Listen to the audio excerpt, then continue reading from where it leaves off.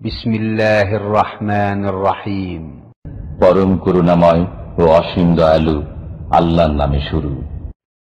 ومن أحسن قولا ممن دعا إلى الله وعمل صالحا وقال إنني من المسلمين.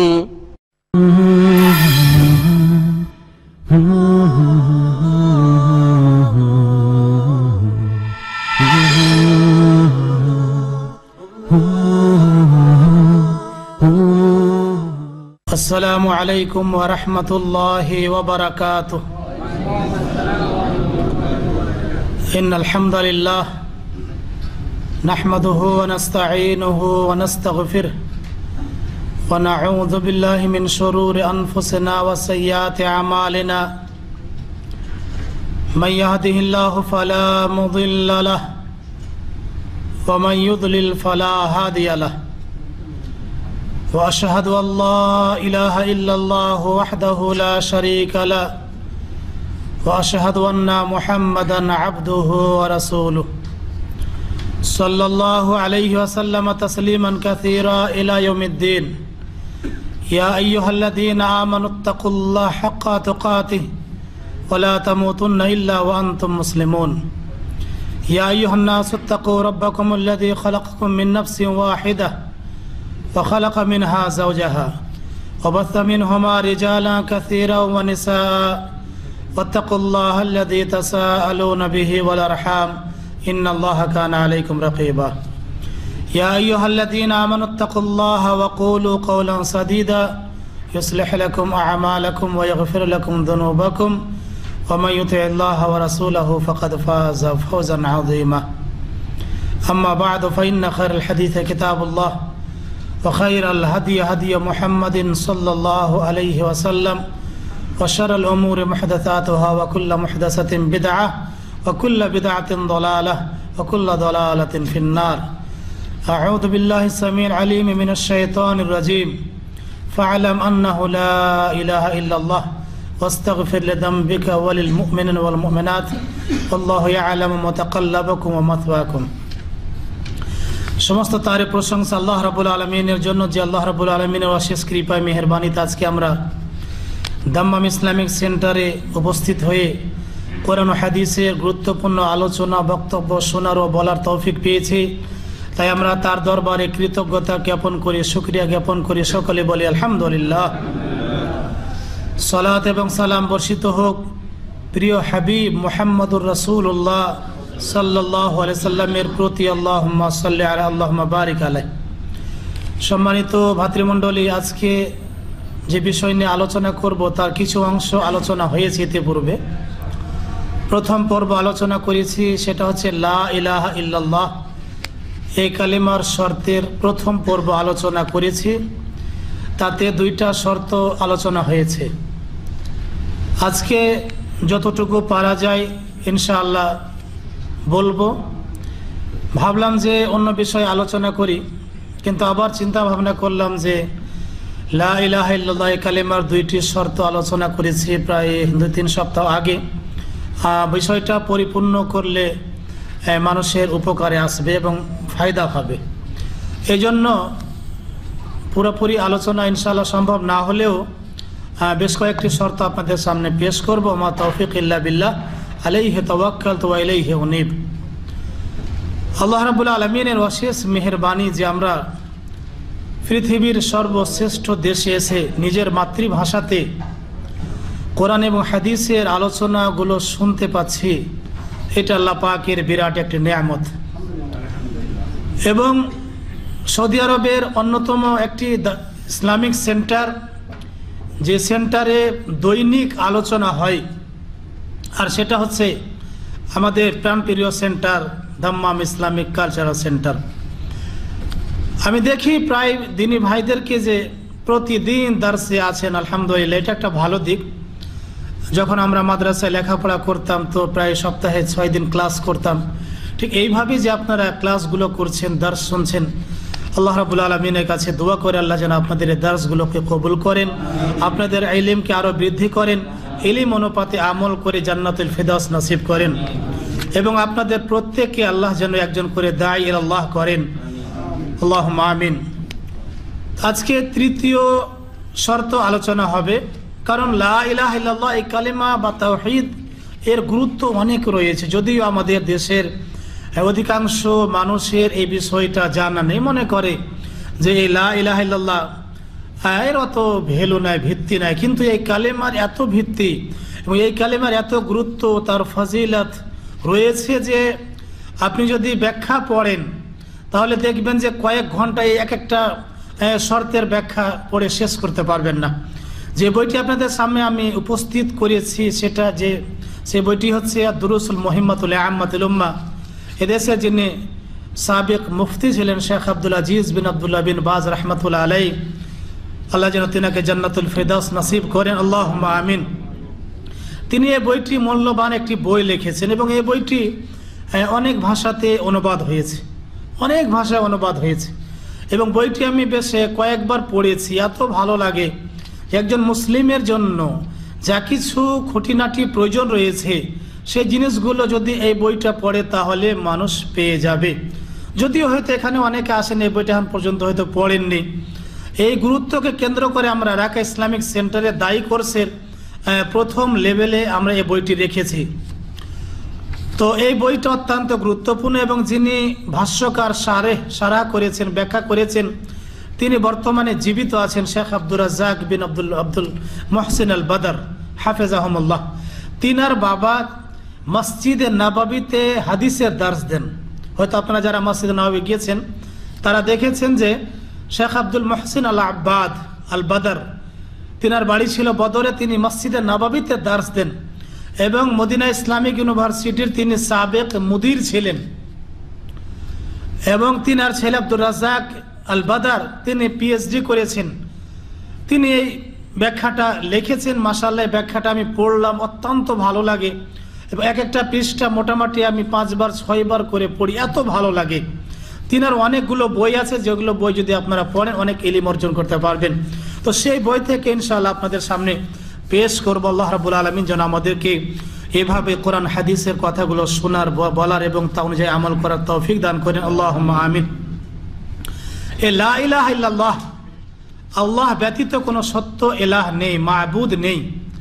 এই কালিমার প্রায় 7টি শর্ত আছে, অনেকে 8টিও বলেছেন। বিশেষ করে এই বইটিতে 8টি শর্ত বলা হয়েছে, তো তার 2টি শর্ত আপনাদের সামনে আমি আলোচনা করেছি। আজকে 3য় নম্বর শর্ত, লা ইলাহা ইল্লাল্লাহ এর অর্থ গত সপ্তাহে আগে বলা হয়েছে যে আল্লাহ ব্যতীত কোনো সত্য ইলাহ নেই, মাবুদ নেই। এর 3 নম্বর শর্ত হচ্ছে আল ইখলাস আল মুনাফি লিশিরক ওয়ার রিয়া। ইখলাস মানে হচ্ছে নিষ্ঠা, আল মুনাফি লিশিরক ওয়ার রিয়া যা পরিপন্থী শিরিক এবং লোক দেখানো আমলের।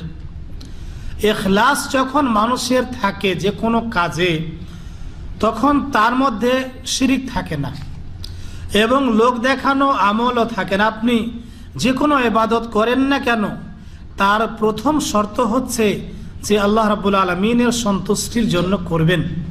এই লা ইলাহা ইল্লাল্লাহর 3য় নম্বর শর্ত হচ্ছে আল ইখলাস, নিষ্ঠা।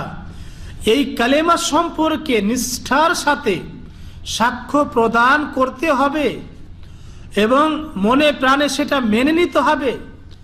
এবং ইখলাসের একটু ব্যাখ্যা দিলে বুঝতে পারবেন যে 1 বালতি দুধ আছে, সেই দুধে যদি খালিস বা বিশুদ্ধ দুধ, এই দুধটাকে বলা হচ্ছে লাবানুন মুখলিস বা লাবানুন খালিস। যদি এই দুধের মধ্যে 1 ফোঁটা পেশাব পড়ে যায়, ময়লা আবর্জনা পড়ে যায়, তাহলে ওই দুধটা যেমন মানুষ পান করে না, খায় না, কারণ এর মধ্যে ইখলাস বা এর যা বিশুদ্ধতা ছিল সেটা দূর হয়ে গেছে। ঠিক এইভাবে একজন মুসলিমের, একজন মুমিনের জীবনের প্রত্যেকটা ক্ষেত্রে যদি ইখলাস থাকে, নিষ্ঠা থাকে, আল্লাহ ফিল্লাহ, আল্লাহর জন্য যদি করে, তাহলে সে কাজে সে বরকত পাবে। সে কাজে সে আল্লাহর পক্ষ থেকে সেটাতে বরকত পাবে এবং সেটাতে তার বরকত দিবেন আল্লাহ এবং সেটাতে তার অনেক ফায়দা হবে। আর যদি ইখলাসের ঘাটতি থাকে তাহলে ইহকাল পরকালে সে কখনো সফলতা অর্জন করতে পারবে না। সুতরাং এই কালেমা যে আপনি বলেছেন লা ইলাহা ইল্লাল্লাহ, এই কালেমার ব্যাপারে তৃতীয় যে শর্ত হচ্ছে তা হচ্ছে ইখলাস।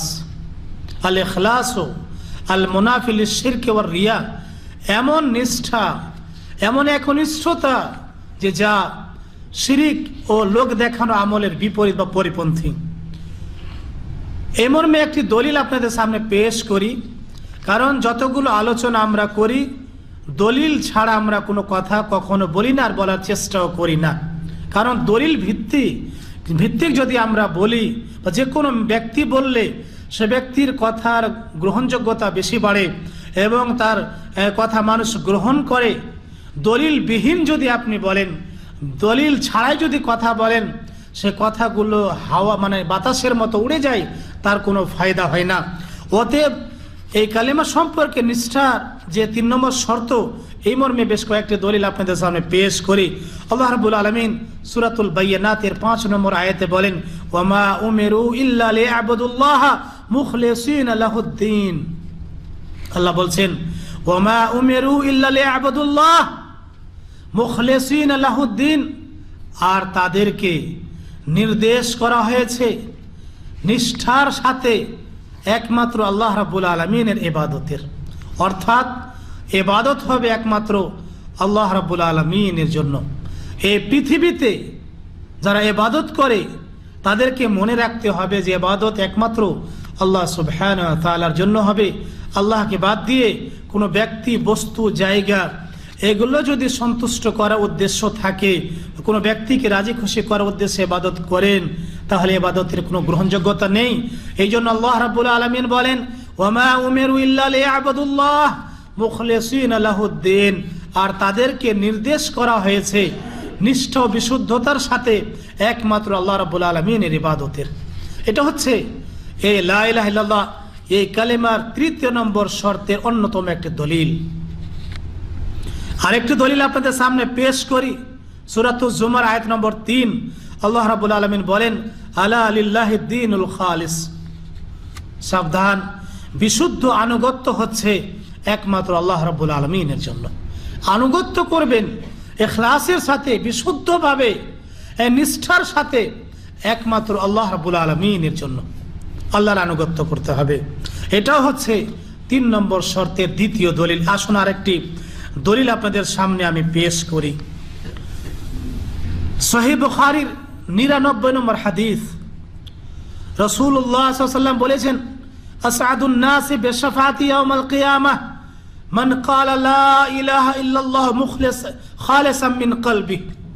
কিয়ামতের দিন সবাই চাইবে যে আমি নবীর শাফাত পেয়ে জান্নাতে প্রবেশ করব, কিন্তু সবার জন্য এই সৌভাগ্য হবে না।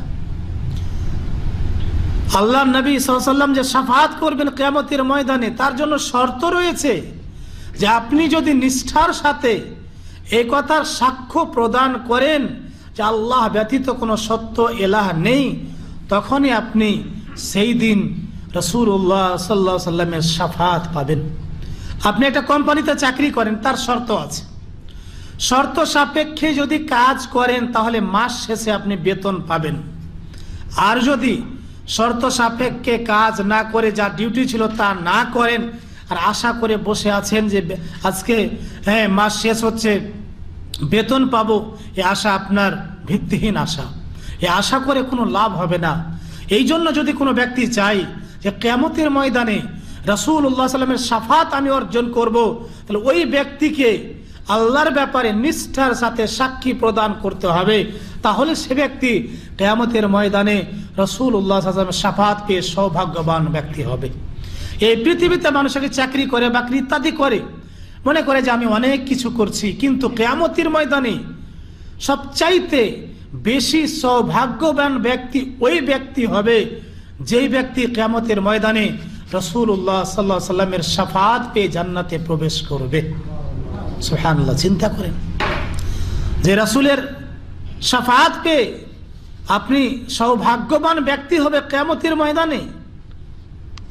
সারা পৃথিবীর মানুষ যেখানে থাকবেন সবার মাঝে আপনাকে সম্মানিত করা হবে, তখন আপনার জন্য শর্ত হবে যে আপনি এই কালেমা নিষ্ঠার সাথে বলেছেন কি না, না মুখে বলছেন লা ইলাহা ইল্লাল্লাহ আর কাজে আপনার মিল নেই। আপনি বলছেন যে আল্লাহ ছাড়া কোনো সত্য ইলাহ নেই, মাবুদ নেই, কিন্তু আপনি সাহায্য চাচ্ছেন মৃত ব্যক্তির কাছে। আপনি সূরা ফাতিহা প্রতিদিন পড়ছেন, ইয়াকা না'বুদু ওয়া ইয়াকা নাস্তাঈন, আমরা তোমারই ইবাদত করি এবং তোমার কাছে সাহায্য চাই। আমরা বারবার বলি নামাজে, কিন্তু আল্লাহর কাছে সাহায্য ছাড়া যদি আপনি কোনো মৃত্যু ব্যক্তির কাছে, এমন এক ব্যক্তির কাছে আপনি সাহায্য কামনা করছেন, চাচ্ছেন, যে ব্যক্তি আপনার সাহায্য করতে পারবে না, তাহলে কি আপনি এই কালেমা লা ইলাহা ইল্লাল্লাহ এই কালেমার বাস্তবায়ন করলেন? আপনি কখনো নয়। এই জন্য মনে রাখতে হবে যে আপনাকে সৌভাগ্যবান ব্যক্তি হতে হবে, কিয়ামতের ময়দানে নবীর শাফাআত পেতে হবে। তার জন্য একটি শর্ত রয়েছে যে আপনি যখন বলবেন লা ইলাহা ইল্লাল্লাহ নিষ্ঠার সাথে, তখনই আপনি কিয়ামতের ময়দানে রাসূলুল্লাহ সাল্লাল্লাহু আলাইহি ওয়াসাল্লামের শাফাআত পাবেন। এই মর্মে রাসূলুল্লাহ সাল্লাল্লাহু আলাইহি ওয়াসাল্লাম বলেছেন, আসআদুন নাস বিশাফাআতি ইয়াউমাল কিয়ামাহ, কিয়ামতের দিন আমার শাফাআত পেয়ে, সুপারিশ পেয়ে ওই ব্যক্তি সবচাইতে ভাগ্যবান হবে। মান ক্বালা লা ইলাহা ইল্লাল্লাহ খালিসাম মিন কলবি, যে ব্যক্তি নিষ্ঠার সাথে মন থেকে বলেছে লা ইলাহা ইল্লাল্লাহ। ইখলাস কোথায় থাকে? মুখে ইখলাস থাকে। মানুষ মনে করে যে ইখলাস আমার খুব আছে ভাই, মুখে মুখে যদি ইখলাসের প্রচার প্রসার করেন আর অন্তরে ইখলাস নেই, তাহলে কোনো লাভ হবে না।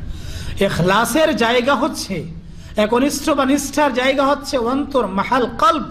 যেমন নিয়তের স্থান হচ্ছে কলব, নিয়তের আর নিয়ত মাহাল্লুহা আল কলব, যেমন নিয়তের স্থান হচ্ছে, মাহাল হচ্ছে অন্তর, ঠিক ইখলাসের স্থান হচ্ছে, মাহাল হচ্ছে মন। এই মন থেকে আপনার এই নিষ্ঠা হবে। মুখে বলছেন লা ইলাহা ইল্লাল্লাহ, কিন্তু আপনি এই কালেমার বাস্তবায়ন করছেন না, তাহলে কি আপনি নিষ্ঠাবান মুসলিম বা মুমিন হতে পারবেন? কখনো পারবেন না। এই জন্য রাসূলুল্লাহ সাল্লাল্লাহু আলাইহি ওয়াসাল্লাম বলেছেন, আসআদুন নাস বিশাফাআতি ইয়াউমাল কিয়ামাহ মান ক্বালা লা ইলাহা ইল্লাল্লাহ খালিসাম মিন কলবি, কিয়ামতের ময়দানে আমার শাফাআত পেয়ে সৌভাগ্যবান ব্যক্তি হবে ওই ব্যক্তি যে ব্যক্তি অন্তর থেকে নিষ্ঠার সাথে বলেছে আল্লাহ ব্যতীত কোনো সত্য ইলাহ নেই, মাবুদ নেই। এটি হচ্ছে সহিহ বুখারীর 99 নম্বর হাদিস। একটা কোরআন থেকে আপনাদের সামনে আরো দলিল পেশ করি এবং একটা উদাহরণ দিই, তাহলে আরো বুঝতে পারবেন। আল্লাহ রাব্বুল আলামিন আমাদের প্রতি অনেক অনুগ্রহ করেছেন, এত অনুগ্রহ করেছেন যে তিনি আমাদের জন্য গাভী, উট এবং ছাগল, বকরির মধ্য থেকে আমরা যে দুধ পান করি, স্তন থেকে যে দুধগুলো আমরা পান করি, সে দুধ হচ্ছে অনেক বড় একটা নিয়ামত। আল্লাহ সুবহানাহু ওয়া তাআলা ইখলাসের উদাহরণ দিয়েছেন এখানে, যে গাভী বা উট বা ছাগল, আল্লাহ রাব্বুল আলামিন যে তাদের দুধ দিয়েছেন, সে দুধ মানুষ যে পান করে, দুধ যখন বের হয় এর মাঝে রক্ত আছে, তারপরে গোবর আছে, পেশাব আছে, সব কিছু আছে গাভীর পেটের মধ্যে। কিন্তু আল্লাহ সুবহানাহু ওয়া তাআলা যখন ওই গাভীর স্তনে দুধের ব্যবস্থা করেছেন, যখন দুধ বের হয় তখন কি দুধের সাথে পেশাব আসে, গোবর আসে, রক্ত আসে? আসে না। ঠিক এইভাবে মনে করেন যে আপনি যে সমাজে বসবাস করছেন, এই সমাজে মুশরিক থাকবে, এ সমাজে বেনামাজি থাকবে, এ সমাজে মিথ্যুক থাকবে, এ সমাজে ওয়াদা খেলাপ করবে এরকম লোক থাকবে, সত্যকে মিথ্যা, মিথ্যাকে সত্য করবে, হালালকে হারাম, হারামকে হালাল করবে, বিভিন্ন প্রকার লোক থাকবে। এদের মাঝে থেকে যখন আপনি বেঁচে আল্লাহর তাওহীদ প্রতিষ্ঠা করবেন, তখনই আপনি মুখলেস হয়ে যাবেন।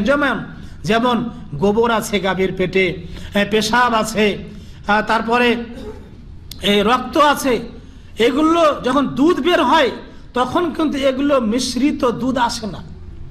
আল্লাহ সুবহানাহু ওয়া তাআলা বান্দার প্রতি কত রহম করেছেন, কত করুণা করেছেন, এবং আল্লাহ রাব্বুল আলামিন ইখলাসের উদাহরণ দিয়েছেন। সূরাতুন নাহলের 66 নম্বর আয়াত আল্লাহ রাব্বুল আলামিন বলেন, ওয়া ইন্না লাকুম ফিল আনআমি লাইবরাহ, ওয়া ইন্না লাকুম ফিল আনআমি লাইবরাহ, নিশ্চয় তোমাদের জন্য তোমাদের গৃহপালিত চতুষ্প জন্তুর মধ্যে শিক্ষা রয়েছে। গৃহপালিত চতুষ্প জন্তু যেমন উট আছে, দুম্বা আছে, ভেড়া আছে, ছাগল, গাভী ইত্যাদি, এগুলোর মধ্যে নিদর্শন রয়েছে, এগুলোর মধ্যে শিক্ষণীয় বিষয় রয়েছে। আল্লাহ বলেন, নুসকিকুম মিম্মা ফি বুতুনিহি মিন বাইনি ফারথিন ওয়া দামিন লামানান খালিসান সাইগান লিশারিবিন। নুসকিকুম, আমি তোমাদেরকে পান করাই। যদি আমরা চা খেয়ে পান করলে অনেক সময় বলি চা খাচ্ছি, খাওয়া শব্দটা ব্যবহার করি, কোনো আপত্তি নেই, অসুবিধা নাই। তবে কোরআন এবং হাদিসের মধ্যে মশরুবাত আলাদা এবং মাকুলাত আলাদাভাবে বর্ণনা করা হয়েছে। মাকুলাত মানে যে জিনিসগুলো আপনি খান, মশরুবাত যে জিনিসগুলো আপনি পান করেন। তো আল্লাহ রাব্বুল আলামিন বলছেন, নুসকিকুম, আমি তোমাদেরকে পান করাই, মিম্মা ফি বুতুনিহি, যা গাভীর পেটের মধ্যে রয়েছে, মিন বাইনি ফারথিন ওয়া দামিন, গোবর এবং পেশায় রক্তের মধ্য থেকে, লাবানান খালিসান, বিশুদ্ধ দুধ, খালিস দুধ, সাইগান লিশারিবিন, যা হচ্ছে পানকারীদের জন্য সুস্বাদু।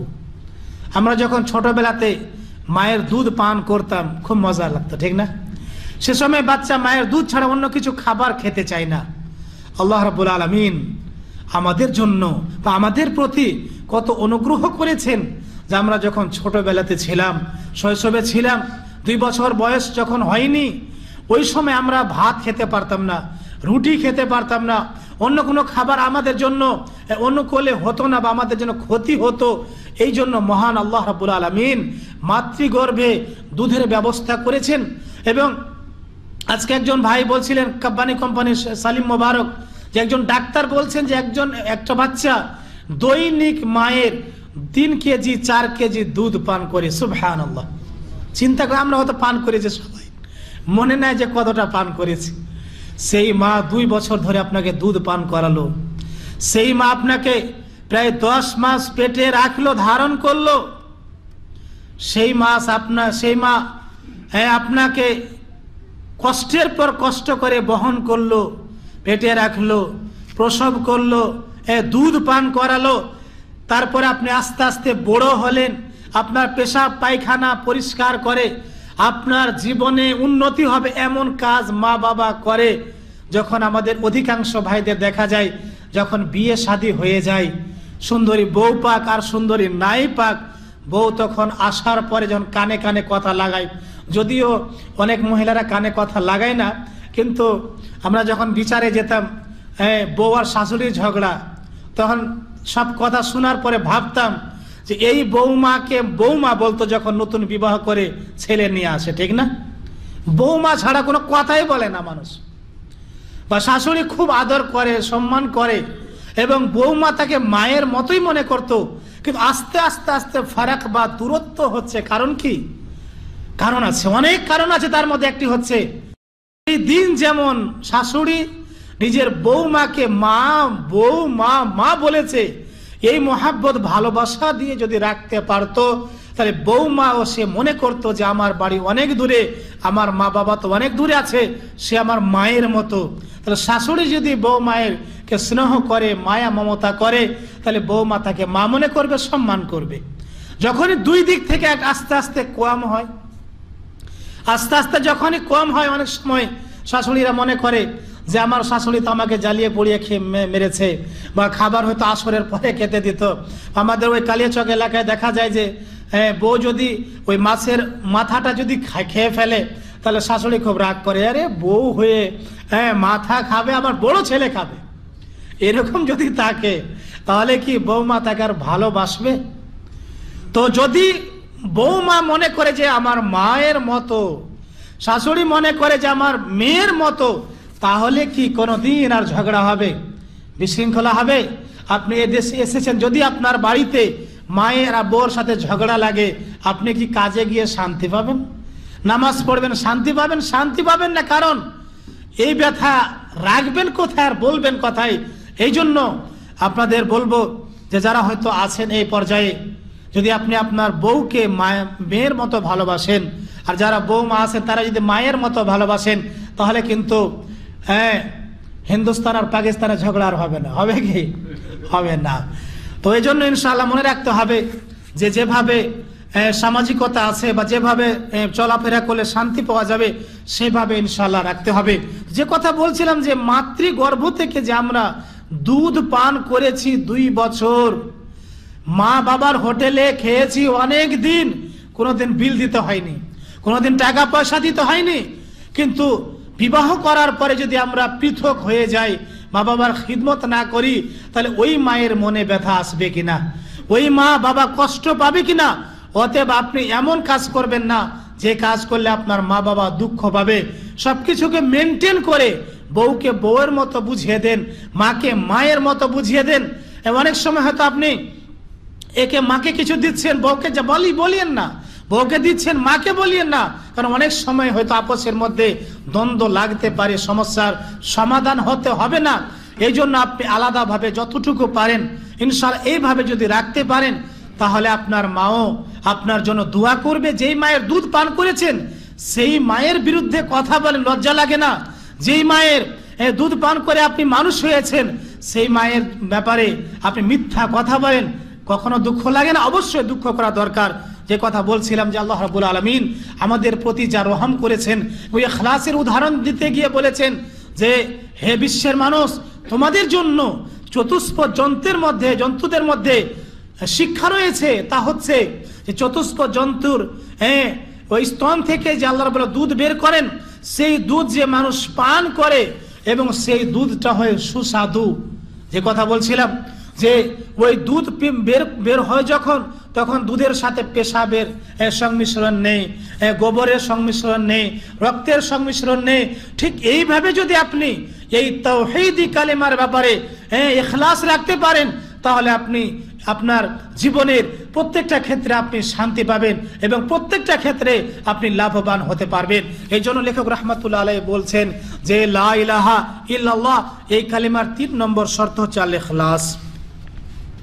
এখানে আরেকটি কথা বলে দিই যে আপনি যে ইবাদত করছেন আল্লাহ রাব্বুল আলামিনের সন্তুষ্টির জন্য, যদি এই ইবাদতে, লেখক বলছেন ফাইদা জুইলা মা আল্লাহি গায়রুহু ফিল ইবাদাহ খারাজাত আন হাদা সাফাই ওয়ান নিকায় ফালা তুকবাল।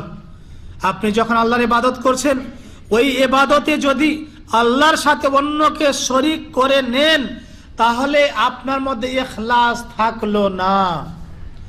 খারাজাত আন হাদা সাফাই ওয়ান নিকায়, ওই ইবাদতটা বেরিয়ে গেল পরিষ্কার স্বচ্ছ জিনিস থেকে, ফালা তুকবাল, ওই ইবাদত গ্রহণ করা হবে না।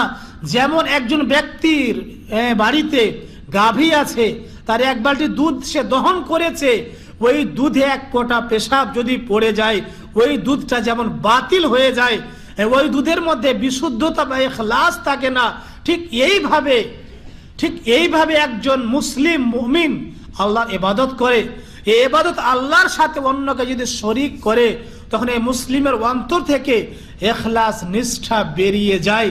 যখনই বেরিয়ে যায়, যেমন দুধ থেকে আপনি আর কোনো উপকার পাবেন না, দুধ থেকে কোনো ফায়দা আপনি পাচ্ছেন না, দুধ আপনার কোনো কাজেই আসবে না, আপনি পানও করবেন না। ঠিক এইভাবে আপনার ইবাদতে যদি আল্লাহর সাথে অন্য কাউকে শরীক করেন, তাহলে কি হবে? যে নিষ্ঠা এই ইবাদত থেকে বেরিয়ে গেল।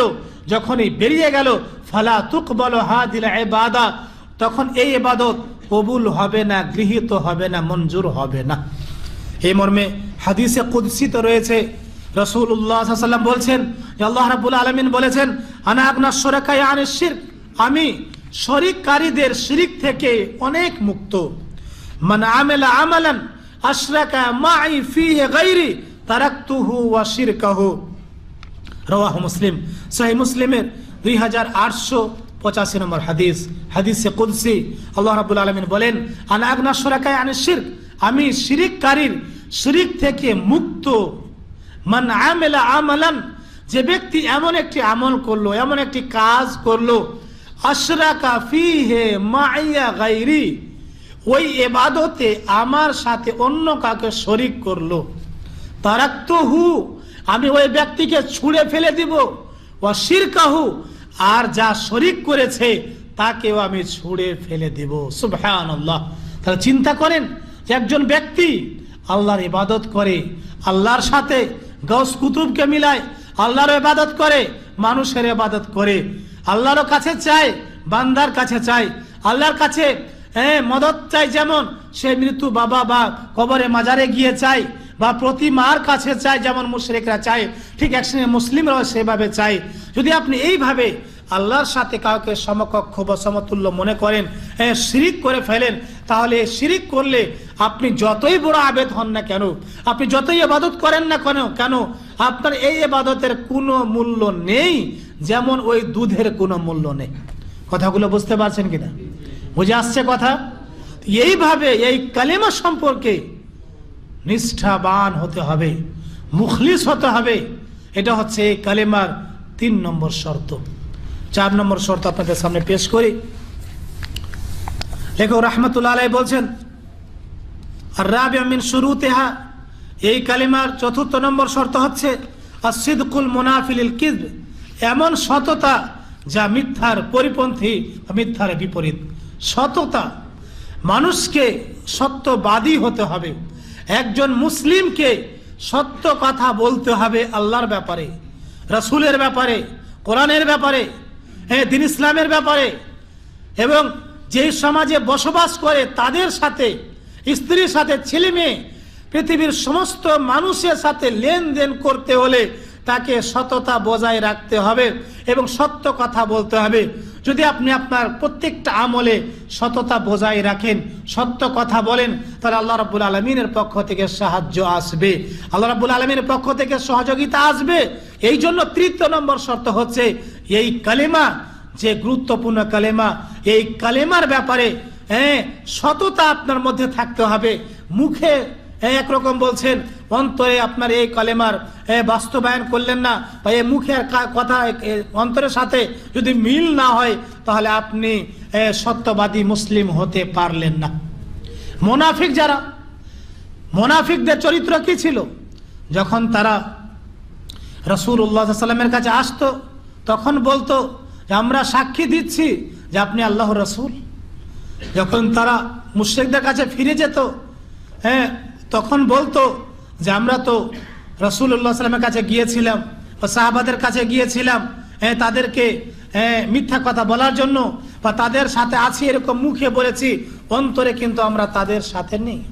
এই চরিত্র যাদের আছে, মুসলিমদের এই চরিত্র আছে, অনেক মুসলিমদের এই চরিত্র আছে, মুনাফিকদের চরিত্র আছে।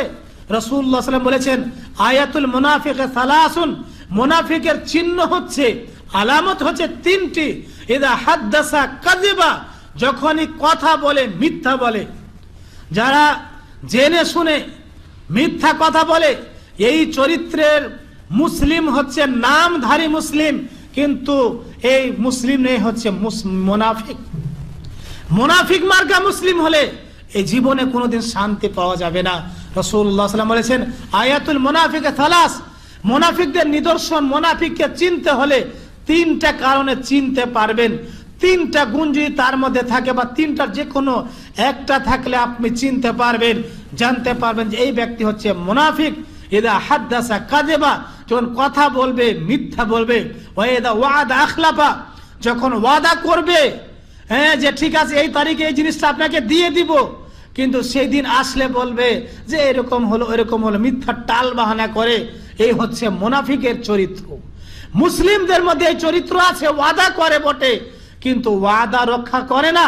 ওয়াদা না রক্ষা করলে কিয়ামতের ময়দানে সারা পৃথিবীর মানুষের সামনে যেই দিন আপনাকে জিজ্ঞাসা করা হবে, সেই দিন আপনি কি জবাব দিবেন?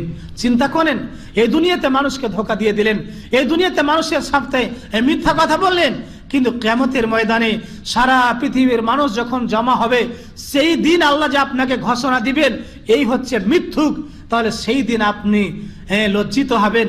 অতএব আপনাকে সত্য কথা বলতে হবে। যে কথা বলছিলাম যে লা ইলাহা ইল্লাল্লাহ, এই কালেমা যে ব্যক্তি বলবে সে ব্যক্তি সততার সাথে এই কালেমা বলবে। লেখক রাহমাতুল্লাহ আলাইহি বলছেন এবং এই ভাষ্যকার বলছেন বিআন ইয়াকুলাহা সাদিকাম মিন কলবিহি, এই কালেমা যে বলবে ব্যক্তি অন্তরে ইখলাস সত্য বলে, অর্থাৎ সততার সাথে এই কালেমা বলবে। এই মর্মে রাসূলুল্লাহ সাল্লাল্লাহু আলাইহি ওয়াসাল্লাম বলেন, সহিহ বুখারীতে একটা হাদিস রয়েছে, হাদিস নম্বর হচ্ছে 128 নম্বর, সহিহ মুসলিমের 32 নম্বর হাদিস। রাসূলুল্লাহ সাল্লাল্লাহু আলাইহি ওয়াসাল্লাম বলছেন, মা মিন আহাদিন ইয়াশহাদু আল্লা ইলাহা ইল্লাল্লাহ ওয়া আন্না মুহাম্মাদার রাসূলুল্লাহ সিদকাম মিন কলবিহি ইল্লা হারামাহুল্লাহু আলান নার। রাসূলুল্লাহ সাল্লাল্লাহু আলাইহি ওয়াসাল্লাম বলছেন, মা মিন আহাদিন ইয়াশহাদু আল্লা ইলাহা ইল্লাল্লাহ, যে ব্যক্তি সাক্ষ্য প্রদান করলো যে আল্লাহ ছাড়া কোনো সত্য ইলাহ নেই, ওয়া আন্না মুহাম্মাদার রাসূলুল্লাহ, এটাও সাক্ষ্য প্রদান করলো যে মুহাম্মদ সাল্লাল্লাহু আলাইহি ওয়াসাল্লাম তিনি হচ্ছেন আল্লাহর রাসূল, সিদকাম মিন কলবিহি, মনের সততার সাথে, সততার সাথে বলল, ইল্লা হারামাহুল্লাহু আলান নার, আল্লাহ তার প্রতি জাহান্নামের আগুনকে হারাম করে দিবেন। চিন্তা করেন, এই কালেমাকে আপনি শুধু মুখে বলছেন, মিথ্যা ভাবে বলছেন, তাহলে আপনার প্রতি জাহান্নাম হারাম হবে না। যদি আপনি জাহান্নাম থেকে বাঁচতে চান, জাহান্নাম থেকে বাঁচতে চায় না এমন পৃথিবীতে কোনো লোক পাওয়া যায়? মুসলিম যে আছে সে অবশ্যই বলবে যে আমি জাহান্নাম থেকে বাঁচবো। জাহান্নাম থেকে যদি আপনি বাঁচতে চান, তাহলে এই কালেমার ব্যাপারে সাক্ষ্য প্রদান করতে হবে, সততার সাথে সত্য সাক্ষী দিতে হবে। তা আপনি সততার সাথে সাক্ষী দেন, তাহলে আপনার প্রতি জাহান্নামের আগুন আল্লাহ হারাম করে দিবেন। আর যদি এর বিপরীত হয়, এই কালেমার ব্যাপার মিথ্যা সাক্ষী দিয়েছেন, আল্লাহর ব্যাপারে মিথ্যা সাক্ষী দিয়েছেন, রাসূলের ব্যাপারে মিথ্যা সাক্ষী দিয়েছেন, এই দিনের ব্যাপারে মিথ্যা সাক্ষী দিয়েছেন, তাহলে আপনি জাহান্নাম থেকে বাঁচতে পারবেন না, জান্নাতে প্রবেশ করতে পারবেন না। এই কথা এই হাদিস থেকে প্রমাণ হয়, যে কথা রাসূলুল্লাহ সাল্লাল্লাহু আলাইহি ওয়াসাল্লাম বলেছেন, মা মিন আহাদিন ইয়াশহাদু আল্লা ইলাহা ইল্লাল্লাহ ওয়া আন্না মুহাম্মাদার রাসূলুল্লাহ সিদকাম মিন কলবিহি ইল্লা হারামাহুল্লাহু আলান নার। তাহলে এই কালেমা সততার সাথে আপনাকে বলতে হবে।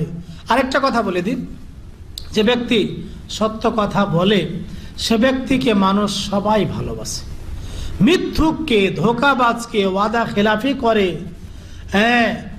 আমানতের খেয়ানত করে, এই মার্কা যাদের চরিত্র মুনাফিক মার্কা, এদেরকে পৃথিবীর কোনো মানুষ ভালোবাসে না। এমনকি যে ব্যক্তি মিথ্যা কথা বলে ওই ব্যক্তির বউ তাকে ভালোবাসে।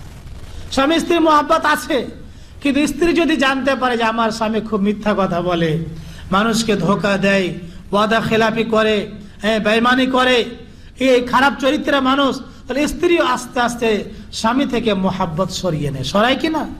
সরিয়ে নেয়। এই জন্য এবং সমাজের মানুষ আপনার ব্যাপার উদাহরণ দেয়, যে অমুক মিথ্যুকের কথা বলছো, আরে বাদ দাও, এরকম মিথ্যুকের কথা বলিয়েন। অতএব সত্য কথা যদি আপনি বলেন, জাতির কাছে সম্মান পাবেন, আল্লাহর কাছে সম্মান পাবেন, কিয়ামতের ময়দানে আপনি সত্যবাদী হয়ে জান্নাতের মধ্যে প্রবেশ করতে পারবেন। আর যদি মিথ্যা বলেন, মুখে এক কথা অন্তরে এক কথা, এই মুনাফিকি যদি করেন, তাহলে আপনার ঠিকানা জান্নাত হবে না। কখন আপনি এই মুনাফিকি চরিত্র রেখে জান্নাতের মধ্যে প্রবেশ করতে পারবে না। কারণ এই কালেমা সম্পর্কে যারা মুশরিক কাফের মক্কার ছিল, তারা কিন্তু যখন আসতো রাসূলুল্লাহ সাল্লামের কাছে, তখন সাক্ষ্য দিত যে নিশ্চয় আপনি আল্লাহর রাসূল। একটু আয়াত না পড়ে শোনালে বুঝতে পারবেন না। এই মর্মে সূরাতুল মুনাফিকের 1 নম্বর আয়াত আল্লাহ রাব্বুল আলামিন বলেন, ইযা জাআকাল মুনাফিকুনা ক্বালু নাশহাদু ইন্নাকা লারাসূলুল্লাহ, যখন আপনার কাছে মুনাফিকরা আসে তখন বলে ইন্নাকা লারাসূলুল্লাহ, নিশ্চয় আপনি আল্লাহর রাসূল। মুনাফিকরা বলতো, যখন রাসূলুল্লাহ সাল্লাল্লাহু আলাইহি ওয়াসাল্লামের কাছে আসতো তখন বলতো ইন্নাকা, নিশ্চয় আপনি, লারাসূলুল্লাহ, আল্লাহ রাব্বুল আলামিনের রাসূল, আল্লাহ রাসূল। চিন্তা করেন, রাসূলের সামনে এসে বলতো যে আপনি আল্লাহর রাসূল, আল্লাহু ইয়াশহাদু ইন্নাকা লারাসূলুহু, আল্লাহ রাব্বুল আলামিন, আল্লাহু ইয়ালামু ইন্নাকা লারাসূলুহু, আল্লাহ রাব্বুল আলামিন জানেন যে নিশ্চয় আপনি তিনার রাসূল। এই কথা আল্লাহ এই জন্য বলেছেন যে মুনাফিকরা মুখে বলতো যে আপনি আল্লাহর রাসূল, আপনার সাথে আমরা আছি, সাহায্য সহযোগিতা লাগলে আপনার সাথে আছি। এ কথা মিথ্যা বলতো, মুখে বলতো, কিন্তু অন্তরে এ কথা বলতো না যে আপনার সাথে আমরা আছি। এই জন্য আল্লাহ রাব্বুল আলামিন তাদের কথাকে রদ করে, খণ্ডন করে বলেছেন আল্লাহু ইয়ালামু ইন্নাকা লারাসূলুহু, আল্লাহ রাব্বুল আলামিন জানেন যে নিশ্চয় আপনি আল্লাহর রাসূল। আল্লাহু ইয়াশহাদু, আর আল্লাহ এটাও সাক্ষী দিচ্ছেন ইন্নাল মুনাফিকিনা লাকাযিবুন, নিশ্চয় মুনাফিকরা হচ্ছে মিথ্যুক। আয়াত দ্বারা কি প্রমাণ হয় যে মুনাফিকরা রাসূলুল্লাহ সাল্লাল্লাহু আলাইহি ওয়াসাল্লামের কাছে আসতো? মুনাফিকরা আপনার কাছে আসতে পারে, আপনাকে বলতে পারে যে ভাই আপনার খুব দরদি আমি, আপনি দাওয়াতি কাজ করেন, আপনার সাথে আমি আছি। এরকম কিছু লোক পাওয়া যায় যখন আপনার কাছ থেকে তারা চলে যায় অন্য কোনো ব্যক্তির কাছে, অন্য কোনো দলের কাছে, তখন বলে যে আমরা তো সেখানে গিয়েছিলাম বা সে ব্যক্তির কাছে গিয়েছিলাম শুধু ধোঁকা দেওয়ার জন্য যে আমরা আপনার সাথে আছি। এরকম কিছু মানুষের আচার ব্যবহার চরিত্র আছে। অতএব একটু আগে বলেছি যে মুনাফিকের যে পরিচয়, মুনাফিক চিনার যে আলামত, তার মধ্যে তিনটা। একটা কি বললাম? যখন কথা বলবে মিথ্যা বলবে। 2 নম্বর, ওয়াদা করলে ভঙ্গ করবে। 3 নম্বর, আমানতের খেয়ানত করবে। আরেকটি আলামত রয়েছে ওয়াইদা খাসামা ফাজারা, যখন ঝগড়া করবে তখন কি করবে? গালিগালাজ করবে। 4টা যদি বা 4টার যে কোনো একটা যদি আলামত বা চিহ্ন কোনো ব্যক্তির মধ্যে পাওয়া যায়, তাহলে ওই ব্যক্তি থেকে হাজারো কোষ দূরে থাকবে, দূরে থাকবে। কারণ হচ্ছে যে মুনাফিকের ধোঁকাতে আপনি যে কোনো সময় পড়তে পারেন। একজন ব্যক্তি আপনার শত্রুতা করে, প্রকাশ্যে করে, সে ব্যক্তির ক্ষতি থেকে আপনি বাঁচার সবসময় চেষ্টা করবেন। কিন্তু একজন ব্যক্তি আপনার কাছে আপনার মতো হয়ে গেল, তারপর আরেকজনের কাছে আরেকজনের মতো হয়ে গেল, এই ব্যক্তির ক্ষতি বিরাট ক্ষতি, ঠিক না? এই জন্য বলা হয় যে যদি আপনার ঘরের শত্রু হয়, ঘরের যদি চোর হয়, তাহলে সেই চোরের সাথে পারবেন কি? যদি ঘরের চোর হয় তাহলে আপনার যে চাবি আছে সেই চাবিটা সাবুনে এভাবে ছাপ দিয়ে চাবি আরেকটা তৈরি করতে পারবে, বুঝতে পেরেছেন? কিন্তু বাইরের যারা চোর এরা তো মানে তালা খোলার চেষ্টা করার সময় খুলতে নাও পারতে পারে। কিন্তু ঘরের যদি চোর থাকে তাহলে আপনি ঘুমিয়ে আছেন, হঠাৎ করে আস্তে আস্তে গিয়ে হয়তো চাবির ছাপটা সাবুনে বা কোনো নরম জিনিস এইভাবে নিয়ে নিতে পারে। এইভাবে বলতে পারে এরকম চাবি দরকার আছে, কারণ আলমারিতে 1 লক্ষ রিয়াল আছে, বুঝতে পেরেছেন?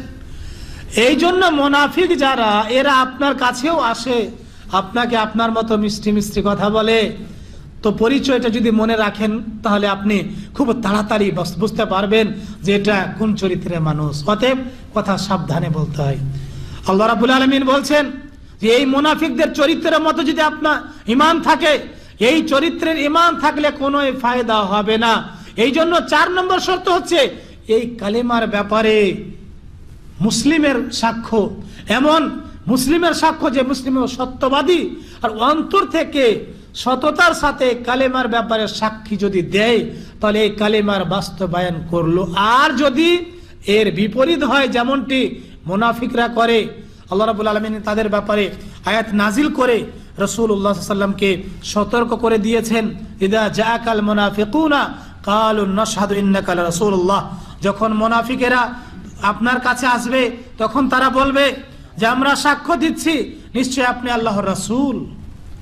আল্লাহু ইয়ালামু, আল্লাহ জানেন, ইন্নাকা লারাসূলুহু, নিশ্চয় আপনি আল্লাহ তার রাসূল। আল্লাহু ইয়াশহাদু ইন্নাল মুনাফিকিনা লাকাযিবুন, আল্লাহ আরো সাক্ষী দিচ্ছেন যে মুনাফিকরা হচ্ছে মিথ্যুক। এই জন্য আল্লাহ রাব্বুল আলামিন মুনাফিকদের ব্যাপারে বলেছেন ইন্নাল মুনাফিকিনা ফি দারকিল আসফালি মিনান নার। মুনাফিকদের উদাহরণ হাদিসে দেওয়া হয়েছে কাশাতিল আয়রা, মনে করেন 2 মুখী, এদিকেও মুখ আছে এদিকেও মুখ আছে। হ্যাঁ, একটাই মুখ কিন্তু দুই মুখী কথা। এখানে একরকম কথা, ওইখানে আরেক রকম কথা। এই দুই মুখী মুখওয়ালা যে ব্যক্তি, সে ব্যক্তি হচ্ছে মুনাফিক। এই মুনাফিক থেকে আমাদেরকে সাবধান হতে হবে। এই মুনাফিকের চরিত্র যেন আমাদের মাঝে না আসে। আল্লাহ যেন আমাদেরকে মুমিনের চরিত্র অর্জন করার তৌফিক দান করেন। আল্লাহ যেন আমাদেরকে সত্যবাদী করেন। আল্লাহ যেন আমাদেরকে খাঁটি মুসলিম মুমিন করেন। আল্লাহুম্মা আমিন। এই আয়াতের ব্যাখ্যায় শেখ আব্দুর রাজ্জাক আল বাদার হাফেজাহুল্লাহ বলছেন, আই কাযিবুনা ফি আন্না মা ক্বালুহু বিআলসিনাতিহিম লা ইয়াতাকিদুনাহু ফি কুলুবিহিম। তারা মিথ্যা বলে, তারা যে এই মুখ থেকে যা বলে এই ব্যাপারে তারা মিথ্যুক। লা ইয়াতাকিদুনাহু ফি কুলুবিহিম, তাদের হৃদয়ের মধ্যে এর কোনো বিশ্বাস নেই, অন্তর থেকে বিশ্বাস করে না, শুধু মুখে বলে। এইখানে আছে ফামান ইয়াকুলু বিলিসানিহি কাওলান মুজাররাদান ওয়া কলবুহু লা ইয়াতাকিদু মা দাল্লা আলাইহি ফাহাদা কাযিবুন লা তুকবালু মিনহু হাযিহিল কালিমা।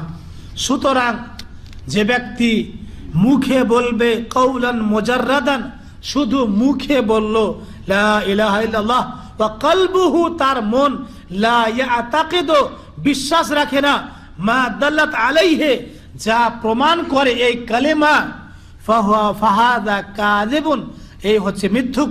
লা তুকবালু মিনহু হাযিহিল কালিমা, এই মিথ্যুক থেকে এই কালেমা গ্রহণ করা হবে না। তাহলে চিন্তা করেন যে এই কালেমার চতুর্থ নম্বর শর্ত কি বললাম? সততা। সততা যখন থাকবে তখন মিথ্যা থাকবে না। এই কালেমার পঞ্চম নম্বর শর্ত হচ্ছে আল মাহাব্বাতুল মুনাফিলিল বুগজ ওয়াল কুরহ। এই কালেমাকে ভালোবাসতে হবে। আল মাহাব্বা, আল্লাহ রাব্বুল আলামিন এই মাহাব্বাতের কথা মুসা নবীর ক্ষেত্রে বলেছেন, ওয়া আলকাইতু আলাইকা মাহাব্বাতাম মিন্নি, ওয়া আলকাইতু আলাইকা মাহাব্বাতাম মিন্নি, আমি তোমার প্রতি আমার পক্ষ থেকে মহাব্বত প্রেরণ করেছি। আর এখানে 4 নম্বর শর্ত আছে যে কালেমাকে মহাব্বত করতে হবে, ভালোবাসতে হবে। মহাব্বতের পরিচয় হচ্ছে আপনি একজনকে ভালোবাসেন। এই মহাব্বত যে আপনি করেন, আপনাকে ওই ব্যক্তি কিভাবে চিনতে পারবেন? যখন আপনি ওই ব্যক্তির আনুগত্য করবেন, অনুসরণ করবেন প্রত্যেকটা কথা এবং কাজে। এই জন্য আল্লাহ রাব্বুল আলামিন সূরা আল ইমরানের মধ্যে বলেছেন, কুল ইন কুনতুম তুহিব্বুনাল্লাহা ফাত্তাবিউনি ইউহিব্বুকুমুল্লাহ ওয়া ইয়াগফির লাকুম যুনুবাকুম ওয়াল্লাহু গফুরুর রহিম। কারণ আল্লাহর মহব্বত প্রত্যেককে অর্জন করতে হবে। আল্লাহ রাব্বুল আলামিন যাকে ভালোবাসবেন সে ব্যক্তির আর কোনো চিন্তা আছে? আল্লাহকে ভালোবাসতে হবে। আল্লাহকে ভালোবাসার পরে এই পৃথিবীতে সবচাইতে যাকে বেশি ভালোবাসতে হবে, ছেলের চাইতে, বাবার চাইতে, পৃথিবীর সমস্ত মানুষের চাইতে, তিনি কে বলেন তো? মুহাম্মদুর রাসূলুল্লাহ সাল্লাল্লাহু আলাইহি সাল্লাম। রাসূলুল্লাহ সাল্লাম বলেছেন, লা ইউমিনু আহাদুকুম হাত্তা আকুনা আহাব্বা মিন ওয়ালিদিহি ওয়া ওয়ালাদিহি ওয়ান নাসি আজমাইন। তোমাদের মধ্যে ওই ব্যক্তি অতক্ষণ পর্যন্ত মুমিন হতে পারবে না, আই ঈমানুন আই মুমিনুন কামিলুন, খাঁটি মুমিন হতে পারবে না যতক্ষণ পর্যন্ত আমি তার কাছে প্রিয় পাত্র না হয়ে যাব, তার বাবা থেকে, তার সন্তান থেকে, সারা পৃথিবীর মানুষ থেকে। তো এই কালেমার ব্যাপারেও লেখক বলছেন যে আল মাহাব্বা এমন ভালোবাসা, যেই ভালোবাসা হবে ঘৃণা এবং অপছন্দের বিপরীত। কারণ একজন মানুষকে আপনি যখন ভালোবাসবেন তখন তাকে কি আর ঘৃণা করবেন? তার সবকিছুই ভালো লাগে। এই জন্য তো বলা হয়, লাউ কানা হুব্বুকা সাদিকান লাআতাতাহু। আরবি কবি বলছেন, তাআসিল ইলাহা ওয়া আনতা তাজহারু হুব্বাহু। তুমি আল্লাহর নাফরমানি করছো আর বলছো যে আল্লাহকে আমি ভালোবাসি। হাদা মাহালুন ফিল কিয়াস বাদিউ। এটা হচ্ছে অসম্ভবকর যে আপনি আল্লাহর মহাব্বত করছেন, বলছেন আপনি যে আমি আল্লাহকে মহাব্বত করে আল্লাহকে ভালোবাসি, আর আল্লাহর নাফরমানি করছেন, তার আদেশ নির্দেশকে মানেন না, তাহলে এই মহাব্বত কি কোনো কাজে আসবে? লাউ কানা হুব্বুকা সাদিকান লাআতাতাহু। যদি তোমার মহাব্বত খাঁটি থাকতো, সত্য থাকতো, অবশ্যই তুমি তার আনুগত্য করতে। ইন্নাল মুহিব্বা লিমান ইউহিব্বু মুতিয়্যু, কারণ একজন মাহবুব যাকে ভালোবাসে, অর্থাৎ যে ব্যক্তি যাকে ভালোবাসে তার আনুগত্য করে। ভালোবাসে কিনা মানুষ মানুষকে? মা ছেলেকে ভালোবাসে, ছেলে মাকে ভালোবাসে, মা মেয়েকে ভালোবাসে, যেমন স্ত্রী স্বামীকে ভালোবাসে, স্বামী স্ত্রীকে ভালোবাসে। এই জন্য তো আপনি আপনার প্রিয়জন যাকে আপনি ভালোবাসেন, সে যদি আপনার কথাতে না চলে, আপনি বলছেন ডান দিকে চলো, সে যাচ্ছে বাম দিকে। আরেকজন লোককে আপনি ভালোবাসেন না, তাকে বলছেন ভাই ডান দিক দিয়ে চলেন, সে বাম দিক দিয়ে যাচ্ছে। তো যে লোককে আপনি যত বেশি ভালোবাসেন, সে ব্যক্তি আপনার কথা যখন মানে না, আর যে ব্যক্তিকে আপনি ভালোবাসেন না এমনি বলেছেন, এই দুই ব্যক্তি যে আপনার কথা মানলো না, তাহলে সবচাইতে বেশি কার আচরণে কষ্ট পাবেন? কার? যাকে আপনি ভালোবাসেন, যাকে আপনি ভালোবাসেন। এই অন্তরঙ্গ মহাব্বত, ভালোবাসা মানুষের আল্লাহ এবং তার রাসূলের পরে নিজের স্ত্রীর সাথে হয় ভালোবাসে।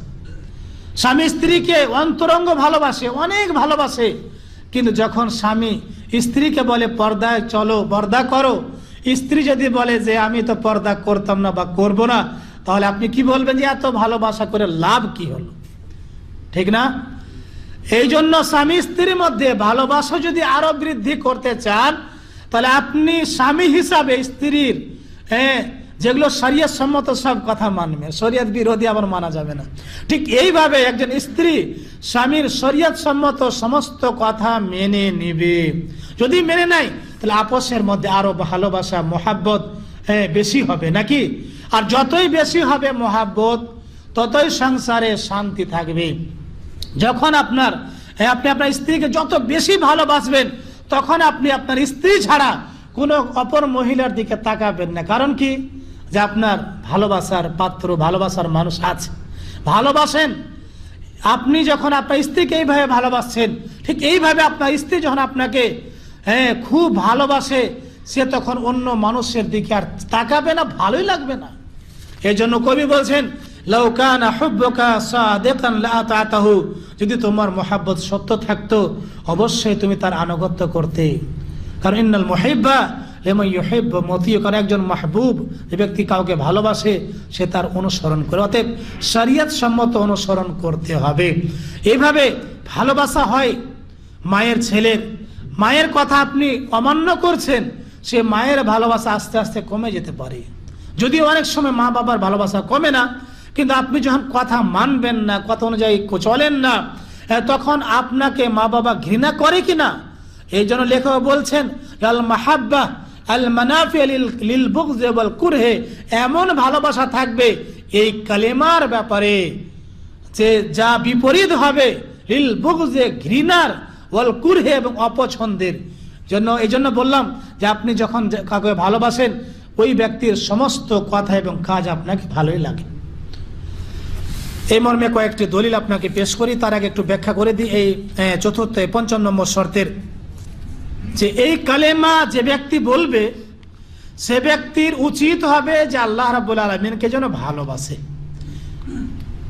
এবং তার রাসূলকে ভালোবাসে। আল্লাহ এবং তার রাসূল সাল্লাল্লাহু আলাইহি ওয়াসাল্লামের পরে যে ব্যক্তি এই কালেমার বাস্তবায়ন করে, যে ব্যক্তি খাঁটি মুমিন মুসলিম, তাদেরকেও ভালোবাসতে হবে, তাদেরকেও ভালোবাসবে।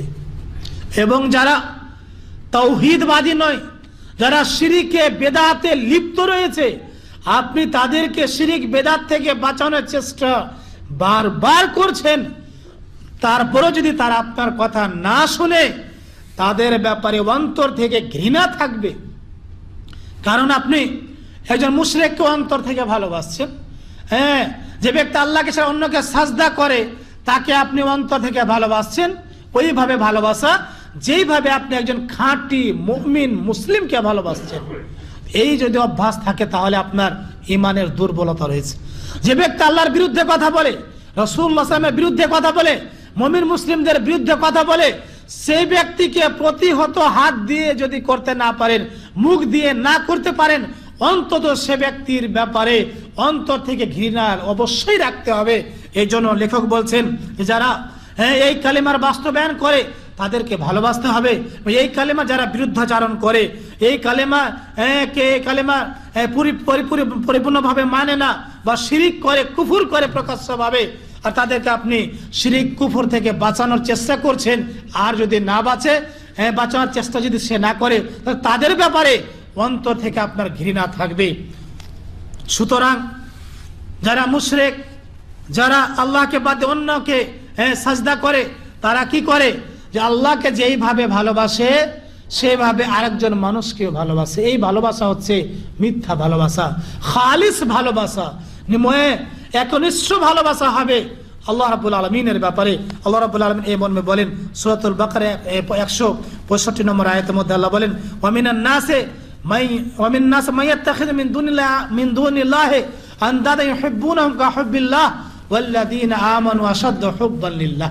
ওয়ামিনান নাসে, আর মানব মণ্ডলীর মধ্যে কিছু মানুষ রয়েছেন, মাইয়াত্তাখিযু মিন দুনিল্লাহি আনদাদা, যারা আল্লাহর মানে মোকাবেলাতে বা আল্লাহর সাথে অন্যকে শরীক করে নিয়েছেন। নিদ শব্দের বহুবচন হচ্ছে আন্দাদ। সহিহ বুখারীতে দুই ভাবে হাদিসটি এসেছে যে সবচাইতে বড় অন্যায় কি, সবচাইতে বড় পাপ কি। রাসূলুল্লাহ সাল্লাল্লাহু আলাইহি ওয়াসাল্লাম বলেছিলেন, আনতাজআলিল্লাহি নিদ্দা ওয়া হুয়া খালাকাকা, যে আল্লাহ তোমাকে সৃষ্টি করেছে তার সাথে অন্য কাউকে শরীক করে নেওয়া। এই আয়াত আল্লাহ রাব্বুল আলামিন বলেন, ওয়া মিনান নাসি মাইয়াত্তাখিযু মিন দুনিল্লাহি আনদাদা ইউহিব্বুনাহুম কাহুব্বিল্লাহ, আর মানুষের মধ্যে কিছু মানুষ রয়েছেন যারা আল্লাহর মোকাবেলায় অন্যদেরকে আল্লাহর মোকাবেলায় আল্লাহর সমতুল্য বানিয়ে নিয়েছে। ইউহিব্বুনাহুম কাহুব্বিল্লাহ, আর তাদেরকে আল্লাহর মতো ভালোবাসে। যারা মুশরিক, কাফের, বা যারা হয়তো শিরকে বেদাতে লিপ্ত রয়েছে, এরা আল্লাহকে যেইভাবে ভালোবাসে অতটাই ভালোবাসে ওই প্রতিমাকে বা ওই ব্যক্তিকে, যে ব্যক্তিকে আল্লাহর সমতুল্য বা সমকক্ষ বানিয়ে নিয়েছে। আল্লাহ বলছেন যে আর যারা মুমিন তাদের ভালোবাসা হবে আল্লাহর সাথে দৃঢ় ভালোবাসা, গাঢ় ভালোবাসা। আল্লাহ রাব্বুল আলামিন বলছেন, ওয়াল্লাযীনা আমানু আশাদ্দু হুব্বান লিল্লাহ, আর যারা মুমিন, যারা খাঁটি মুসলিম, এরা আল্লাহকে অনেক ভালোবাসবে, আল্লাহকে ভালোবাসবে দৃঢ়তার সাথে। তাহলে চিন্তা করেন, এই আয়াত দ্বারা প্রমাণ হচ্ছে যে যারা আল্লাহর সাথে অন্য কাউকে শরীক করে নেই, এরা আল্লাহর মতো ওদেরকেও ভালোবাসে। এই জন্য তো যখন বলা হয় যে ভাই কবরে মাজারে গিয়ে তো কিছু পাওয়া যায় না, রক্ত গরম হয়ে যায় না, যারে কবর মাজারের বিরুদ্ধে কথা বলেন আপনি। আপনি বলছেন যে ভাই শিরিক করলে এই পাপ, এই গুনাহ হবে, ওই ব্যক্তি রাগ করছে, যারে এটা আমরা কি শিরিক করছি? এটা তো আমরা করতে পারবো। কারণ কি, যার সাথে আল্লাহকে সমকক্ষ মনে করেছে তাকে আল্লাহর মতো ভালোবাসছে, আল্লাহর মতো ভালোবাসছে। এই জন্যই তো তার ব্যাপারে কোনো কথা শুনতে চাচ্ছে না। যে ব্যক্তি কে ইমাম সাহেব বলে দিয়েছেন যে বাবা নিয়ত পড়তে হবে, নিয়ত মুখে উচ্চারণ করতে হবে, আপনি যখন বলছেন নিয়তের স্থান হচ্ছে অন্তরে, তখন ওই ব্যক্তি আপনার কথা মানতে পারছে না। কারণ কি, ওই ইমামের সাথে তার অন্তরঙ্গ মহব্বত ভালোবাসা আছে, ইমাম বলে দিয়েছে। কিন্তু বিশ্বনবী মুহাম্মদুর রাসূলুল্লাহ সাল্লাল্লাহু আলাইহি ওয়াসাল্লাম যখন এক কথা বলে দিয়েছেন, ইন্নামাল আমালু বিন্নিয়াত, প্রত্যেকটা কাজের ফলাফল নির্ভর করে তার নিয়তের সাথে। রাসূলুল্লাহ সাল্লাল্লাহু আলাইহি ওয়াসাল্লাম বলছেন নিয়ত হচ্ছে অন্তর থেকে, আর আপনার ইমাম বলছেন যে নিয়ত হচ্ছে এইখান থেকে। এই জন্য আপনাকে ফয়সালা করতে হবে যে কার সাথে আপনার বেশি মহব্বত আছে। যার সঙ্গে যার বেশি মহব্বত থাকে তার কথাটাই মানে। এই জন্য অনেক ভাইদের দেখা যায় যে সত্য কথা বলার পরেও, সত্য দিন প্রচার প্রসার হওয়ার পরেও তারা কিন্তু সত্য কথা মানতে পারছে না, মানার চেষ্টা করছে না। কারণ কি, যে তাদেরকে এমন ভাবে ভালোবাসে যেইভাবে আল্লাহ রাব্বুল আলামিনকে ভালোবাসতো। আল্লাহকে যেমন ভালোবাসা দরকার সেভাবে অন্যদেরকে ভালোবাসলে তখন কি রাসূলুল্লাহ সাল্লাল্লাহু আলাইহি ওয়াসাল্লামের কথা কি আর তাদেরকে ভালো লাগে? ভালো লাগে না। আমিন জোরে বলছেন, ও কিছু ভাইদের অন্তরে আঘাত লাগছে। অনেকে বলে থাকে যে আমাদের মসজিদে এত জোরে আমিন কেন বলছো, এরকম বলে তো আমাদের সূরা ভুল হয়ে যায়।